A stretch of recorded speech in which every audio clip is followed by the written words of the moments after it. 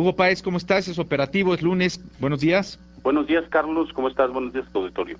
Oye, hablando del PRD, como que se le están volteando las cosas en este asunto de los vándalos, se les están saliendo de control, se están dando pruebas cada vez más confirmadas de quiénes están financiando a estos jóvenes, que tú los ves en los mismos actos de vandalismo, en cualquier manifestación. Hay quienes señalan que cobran 300 pesos por participar en cada una de estas manifestaciones. Muchos ven como estos operativos a Martí Batres, ligado a López Obrador. Y bueno, pues ya, de acuerdo a lo que me prometió aquí el líder de la Asamblea Legislativa, el señor Granados, van a hacer una recomposición, una revisión al Código Penal, otra vez para sancionar a estos, los gandallas, que atenten contra la paz pública. De prosperar la reforma al Código Penal, el presidente de la Comisión de Gobierno del DF, Manuel Granados, que estuvo contigo, pues estaría tomando providencias para ayudar a quitarle broncas a Miguel Mancera. El tiempo se viene encima y la movilización contra la energética y hacendaria convocada por Andrés Manuel López Obrador está a la vuelta de la esquina. Él habló de una gran manifestación el 8 de septiembre en el Zócalo, el domingo 8 de septiembre.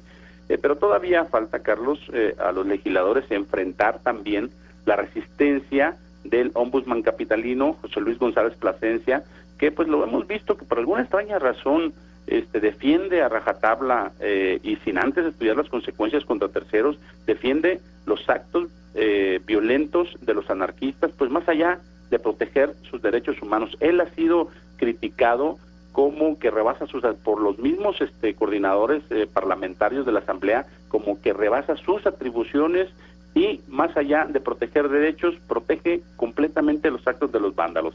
Pero habrá que ver también cuáles son las prioridades de los coordinadores parlamentarios de la Asamblea y de la Cámara de Diputados, porque aun cuando no son idénticas las propuestas de Doring y Sotomayor, en el fondo tienen el mismo objetivo, uno dando marcha atrás a la modificación del artículo 362 y el otro elevando las penas a nivel federal. Lo otro que queda, Carlos, el otro camino es esperar a que se imponga la ley antiterrorismo, esta ley impulsada por el gobierno federal y la bancada de Manlio Fabio Beltrones. Contempla mayores restricciones y penas más endurecidas. Aquí yo creo que nos estaríamos metiendo en un terreno muy delicado, porque la ley antiterrorismo sí va como una tábula rasa contra todo lo que parezca terrorismo, y ya tuvimos pues en algún momento en el 2011 con esta ley antiterrorismo lo que se utilizó en un principio y lo que se autorizó en el 2007. Tenemos una experiencia un poco confusa. Hay que recordar que en el 2011, Carlos, el presidente Felipe Calderón, en el incendio del Casino Royal, donde murieron 52 personas, él visiblemente irritado tildó a los narcotraficantes, públicamente los tildó de terrorismo, ¿no? Él en sus palabras dijo: es evidente que nos estamos enfrentando que no estamos enfrentando a delincuentes comunes, estamos enfrentando a verdaderos terroristas que han rebasado todos los límites, no solo de la ley, sino del elemental sentido común y del respeto a la vida. Yo pienso que esta confusión se puede repetir de acuerdo a lo grave de la situación.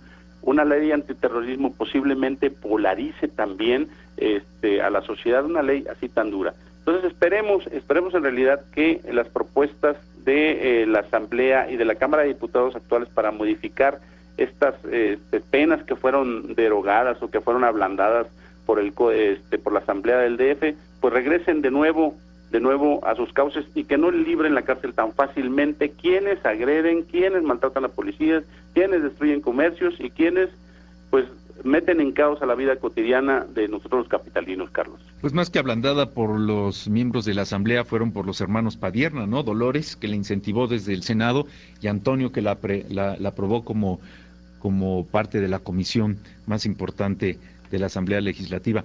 Lo interesante en esto es saber por qué lo aceptó Miguel Ángel Mancera, y segundo, por qué Miguel Ángel Mancera, como gobierno, no ha detenido a ninguno de estos vándalos. Decía el procurador Ríos que porque se confundían entre los asuntos federales del CCH y Rectoría, porque son zonas federales, con los de la Ciudad de México. Pues sí, cuando le queman el rostro a los policías con soplete, no es en zona federal, es aquí en el Zócalo, y no los detienen, ¿eh?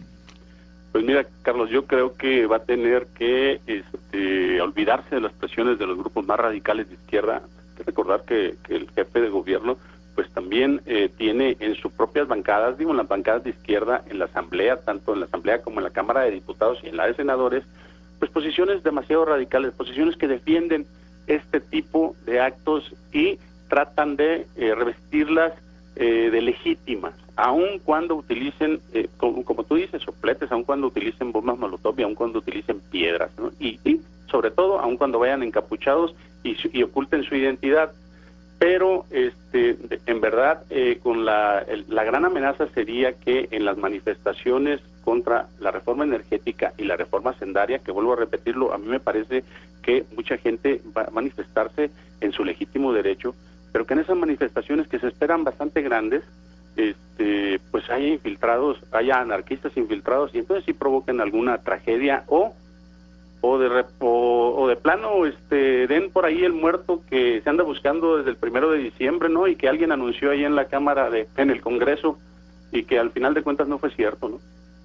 Pues no sé, parece en ocasiones que los ciudadanos sabemos más que las propias autoridades. Muchos conocemos, mucho hemos atestiguado, y hay testimonios también en video, testimonios también en fotografías, que los mismos, muchos de ellos ambulantes que están en el metro, son vistos como vándalos en superficie en estos actos.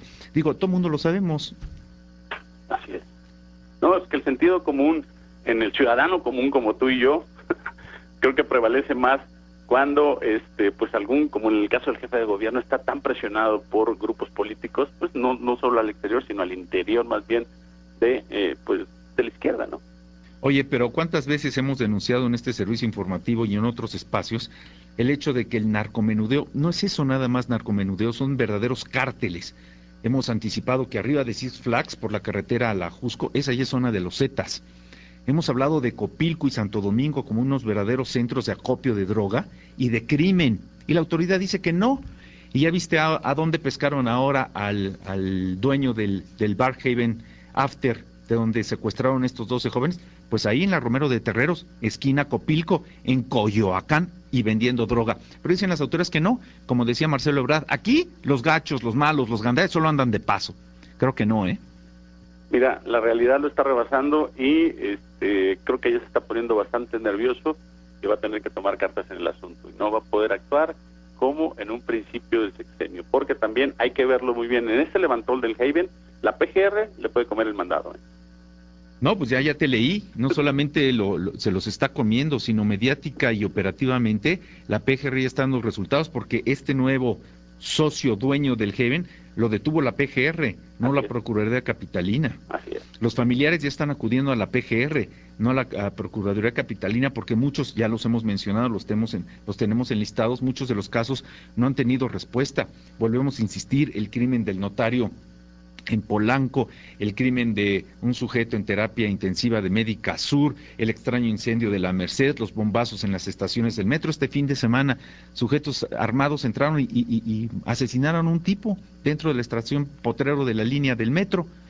Y no hay respuesta, nada se sabe, no hay detenidos, los cárteles no operan en la Ciudad de México. Bueno, las cosas se les están cayendo y ahora con esta protección vía Comisión de Derechos Humanos del Distrito Federal, como dices, para los vándalos, se les va a salir las cosas de control y luego que no digan que no estaban las advertencias. Así es, Carlos, y por eso mismo los familiares del levantón de los tepiteños del Haven ya no están recurriendo a la Comisión de Derechos Humanos del DF, sino a la Nacional de Raúl Plasencia, no a la de González Plasencia, por eso mismo, ¿no? Por una cierta debilidad a proteger, pues, como el sentido común dice, a los malos, ¿no? Pues sí, el jefe de gobierno había cuidado mucho su lenguaje, a estos jóvenes los llamaba los ausentes, para evitar un técnico jurídico en contra. Ahora pues ya están pidiendo órdenes de aprehensión contra los arraigados, que por cierto se tienen que definir este miércoles, Hugo, se tienen que definir la situación jurídica de estos sujetos, y las órdenes de aprehensión, entre otros delitos, está por narcomenudeo y secuestro. Entonces ya no son ausentes los jovencitos, ya son secuestrados. Así es. ¿Y cuánto tiempo ha pasado y no sabemos todavía si están vivos o muertos? No nada más plagiados, sino vivos y muertos. Y se sabe ahora que parte de los dueños y socios de este Bar Haven negociaron con quienes hicieron el levantón el secuestro pues, negociaron porque iban a acribillarlos en el lugar y llegaron a un pacto para que no fuera ahí donde los mataran, sino fueran del Bar Haven. Entonces los treparon a coches y vámonos, coches que ya tienen bajo resguardo la Procuraduría Capitalina. Pero Carlos, una información que estaba a la mano desde un principio, tenemos un mes del caso y apenas están saliendo a luz pública y en investigaciones que no son de la Procuraduría Capitalina, sino en la federal, la realidad de los hechos.